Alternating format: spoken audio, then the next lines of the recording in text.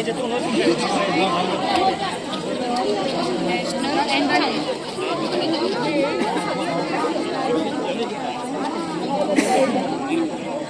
कर आटो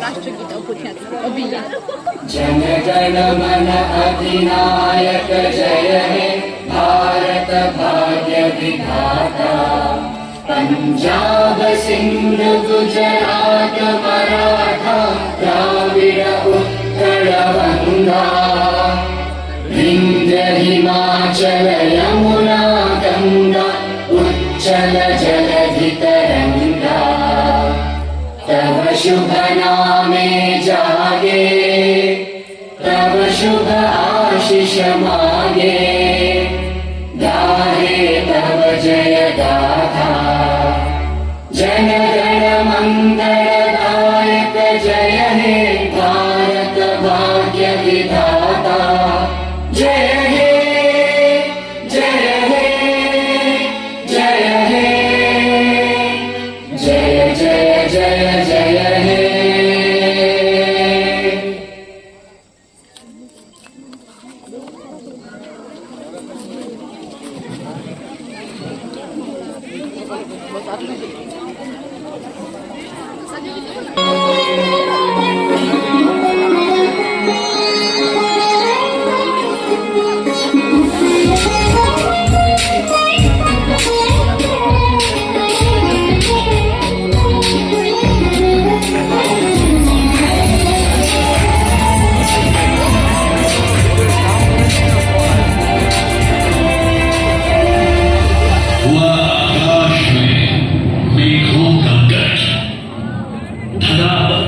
महापुरुष का अवतरण। अब शुरू होगी श्याम जी की कहानी। वंदना के इन स्वरों में एक स्वर मेरा मिला। बंदनी मां को न भूलो, राग में जब मस्त झूलो। अर्चना के रक्त कण में एक कण मेरा मिला। जब हृदय के तार बोले, श्रृंखला के बंद खोले, हो जहां बल शीश अगड़े, एक शीश मेरा मिला लो।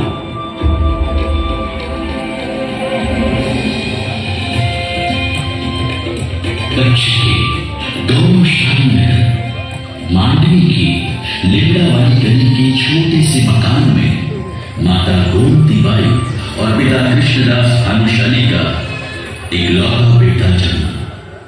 एक विलक्षण बाल जो बड़ा होकर भारत की आजादी में क्रांति गुरु के रूप में वैश्विक ख्याति पाने वाला था, पंडित श्यामजी कृष्ण वर्मा। उनका जन्म वर्ष ये ठीक वही साल था जब अंग्रेजों को भारतीयों की तरफ से पहले बड़े स्वतंत्रता संग्राम की चुनौती मिली, यानी 1857 ईस्वी। तो जैसे जन्मभूमि में मिले उन्हें क्रांति और मातृभूमि के लिए अटूट संकल्प। कम साधन सुविधाओं वाला बचपन था श्याम जी का, पर इसे बाधा नहीं बनने दिया। पढ़ाई की लग रही थी कि वे मांडवी से कूच होते हुए मुंबई जा पहुंचे। संस्कृत के प्रति उनका प्रेम बढ़ता गया। अधिक से अधिक ज्ञानार्जन की प्रेरणा भी प्रबल होती गई। महर्षि दयानंद सरस्वती से सनातन संस्कृति के मूल स्वरूप को समझा श्याम जी ने। गुरुदेव, समाज की सेवा के लिए खुद को समर्पित करने का मन है, क्या यह सही होगा? श्याम जी, पहले अपनी पढ़ाई पूरी कीजिए, फिर कई देशों की यात्रा करके उनसे सीखो, तब भारत में सुधार के तरीकों पर सोचिएगा। यही सच्ची समाज सेवा होगी।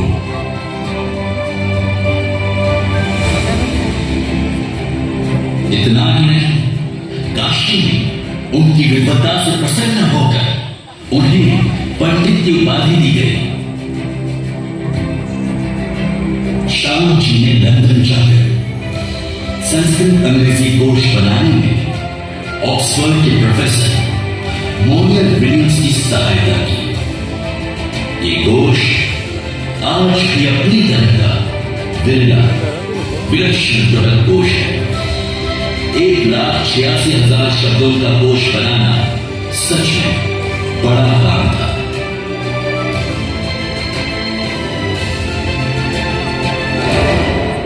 श्याम जी हर्बर्ट स्पेंसर के विचारों से बेहद प्रभावित थे। वे ऑक्सफोर्ड से स्नातक और बैरिस्टर बनने वाले पहले भारतीय बने। फिर भारत आकर देसी रियासतों रतलाम, जूनागढ़ और उदयपुर में दीवान के रूप में काम करते हुए रियासतों और अंग्रेजों के बीच मध्यस्थता करते हुए अर्जित कड़वे मीठे अनुभवों की गठरी लेकर निकल पड़े थे यूरोप की ओर। लंदन पहुंचकर श्याम जी ने ऐतिहासिक काम शुरू कर दिया। अंग्रेजी साम्राज्यवाद के खिलाफ जन समर्थन जुटाने और देशभक्तों को प्रेरित प्रशिक्षण एकजुट करने का। इंडियन होम रूल लीग की स्थापना, इंडिया हाउस का प्रारंभ, इंडियन सोशलॉजिस्ट की पत्रकारिता,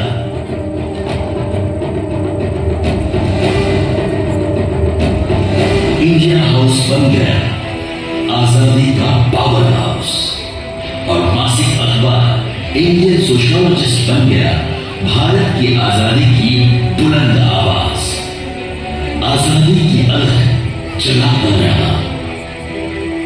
उन्होंने ऑक्सफोर्ड में हर्बर्ट स्पेंसर और दयानंद सरस्वती के नाम पर भी भारतीय विद्यार्थियों के लिए छात्रवृत्तियां स्पॉन्सर की। सरदार सिंह राणा उसमें सहभागी रहे। ये छात्रवृत्तियां लाला हरदया और विनायक दामोदर सावरकर जैसे युवाओं को मिली तो वे बड़े काम कर गए। इंडिया हाउस में विनायक दामोदर सावरकर ने मराठी में अपनी महत्वपूर्ण शोध पर किताब 1857 भारत का स्वतंत्रता संग्राम लिखी। यहीं पर 1857 की अर्धशताब्दी का उत्सव भी हुआ।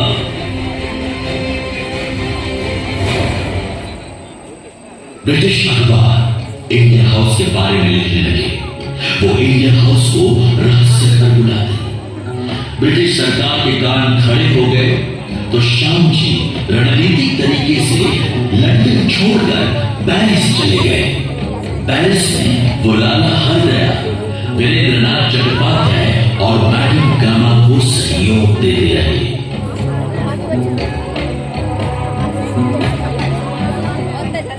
इंडिया हाउस के वीर क्रांतिकारी विद्यार्थी थे मदन लाल ढींगरा। पिस्टल से कर्जन वायली को मारकर वे 17 अगस्त 1909 को फांसी पर चढ़ गए। श्याम जी ने मदन लाल ढींगरा की अंतिम इच्छा को सराहा। मेरी भगवान से एक ही प्रार्थना है कि जब तक भारत माता स्वतंत्र नहीं हो जाती मैं बार बार उसी माता की कोख से जन्म लूं और मेरी भारत माता समग्र विश्व की मानवता के लिए स्वाधीन हो, तब तक बलिदान देता रहा। फांसी पर मदन लाल ढींगरा ने नारे लगाए, स्वतंत्र लक्ष्मी की जय, वंदे मातरम।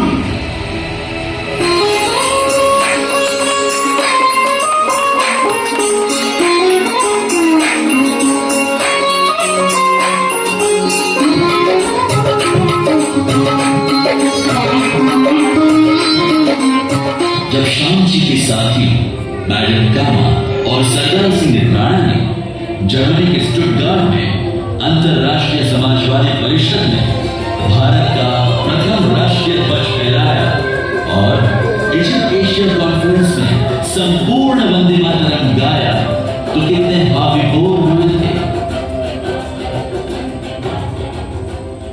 विश्व युद्ध शुरू हुआ तो ब्रिटिश सरकार ने फ्रांस से कहा, शाम जी को सौंप दीजिए। फ्रांस सौंप देता तो उनको कालापन या फांसी ही मिलती।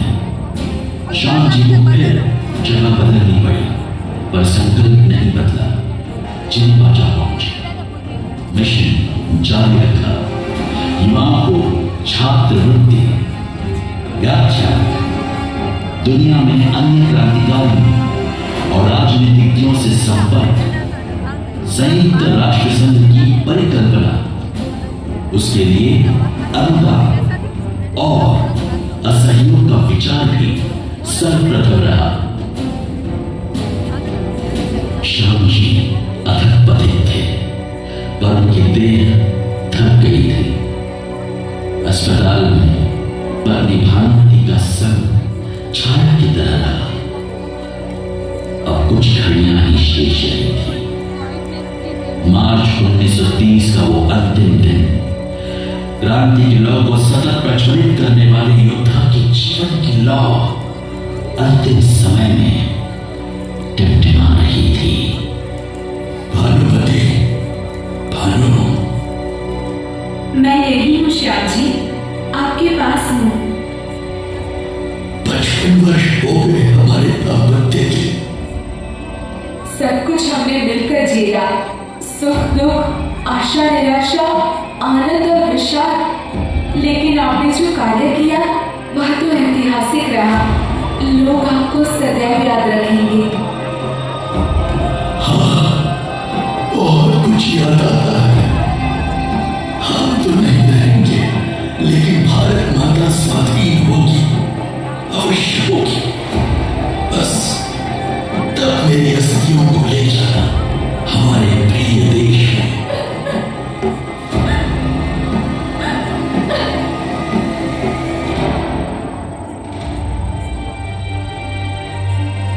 श्याम जी की मृत्यु के 3 वर्ष के बाद 1933 में जिनेवा में भानुमति का स्वर्गवास हुआ।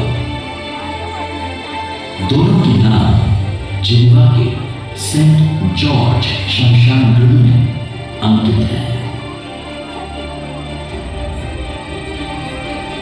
गुजरात के तत्कालीन मुख्यमंत्री नरेंद्र मोदी 2003 में 4 सितंबर को जिनेवा से अपने कंधों पर अस्थि कलश उठाकर लाए। वीरांजलि यात्रा हुई। कैसी ऐतिहासिक थी वीरांजलि यात्रा। स्वाधीनता के बाद पहली बार पंडित श्यामजी कृष्ण वर्मा, श्रीमती भानुमति कृष्ण वर्मा और पूरे देश के सभी लाखों क्रांतिकारियों को याद करने के लिए गांव, नगर और महानगर के लोग उमड़ पड़े थे। वो बलिदान फांसी पर चढ़े तो और गोली से मरे। अंडमान की काल कोठरियों की यातना पाई, पर श्याम जी जैसे कुछ तो अपने देश से दूर जला वतन रहे। उन सभी की स्मृति का ये पुण्य भव्य अवसर था, जैसे दीपावली का त्योहार। और क्यों ना हो, इन बलिदानियों ने मरते हुए कहा था, शहीदों की यादों में हर बरस लगेंगे मेले, वतन पे मरने वालों का यही नाम निशान होगा। तत्कालीन मुख्यमंत्री और फिर भारत के प्रधानमंत्री श्री नरेंद्र भाई मोदी स्वयं जिनेवा गए, जहां श्याम जी और भानुमति जी की अस्थियां प्रतीक्षा कर रही थी कि कब कोई बिरला आएगा जो हमें स्वाधीन देश की पवित्र मिट्टी तक पहुंचाएगा। जिनेवा में सुरक्षित अस्थि कलश डॉक्टर फिलिप्स ने सौंपा। फिर जिनेवा से मुंबई और मुंबई से शुरू हुई वीरांजलि यात्रा। स्त्री पुरुष बाल वृद्ध स्थान स्थान पर शामिल हुए। यात्रा जहां जहां पहुंची, लोगों ने भव्य स्वागत किया। वंदना की और व्याख्यान हुए। पूरे गुजरात में एक बार फिर स्वतंत्रता पूर्व की चेतना का साक्षात्कार हुआ और 12 दिसंबर 2010 की शाम पूरा कच्छ उमड़ पड़ा। अपना प्यारा श्याम पंडित श्यामजी कृष्ण वर्मा बनकर वापस आया था। उनका अस्थि कलश स्वयं एक महान जीवन यात्रा थी। इस स्मृति पर्व को स्मारक के रूप में परिवर्तित करने की घोषणा के साथ श्री नरेंद्र भाई ने विशाल जनमेदिनी को संबोधित करते हुए कहा, यह स्मारक हमें देश के लिए जीने की प्रेरणा देगा। तब उन्होंने कहा, क्रांति न मारे सपद जोत धरती રાખવાનો છે પ્રયાસ સમગ્ર આઝાદીના આંદોલનની અંદર ઇન્ડિયા હાઉસની ચર્ચા ન હોય તો આઝાદીનું આંદોલન આપણને બહુ મોડું લાગે। આ ઇન્ડિયા હાઉસનો જન્મ શ્યામજી કૃષ્ણ વર્માના મગજની પેદા શ્યામજી કૃષ્ણ વર્માએ ઇન્ડિયા હાઉસની રચના કરી અને જે ઇન્ડિયા હાઉસ અંગ્રેજોની આંખ નીચે એના નાક નીચે આઝાદીના આંદોલનનું કારણ હતું। બ્રિટનના પ્રધાનમંત્રીએ શ્યામજી કૃષ્ણ વર્માને મળવા માટે બોલાવ્યા। यहाँ हम आज जहां बैठे ये है क्रांति तीर, एक जननायक प्रधानमंत्री श्री नरेंद्र मोदी के इतिहास बोध का सपना। क्रांति नायक श्याम जी के स्मारक के स्वरूप में प्रणाम श्याम जी, प्रणाम भानुमति जी, प्रणाम सबू क्रांतिकारी हुतात्मा।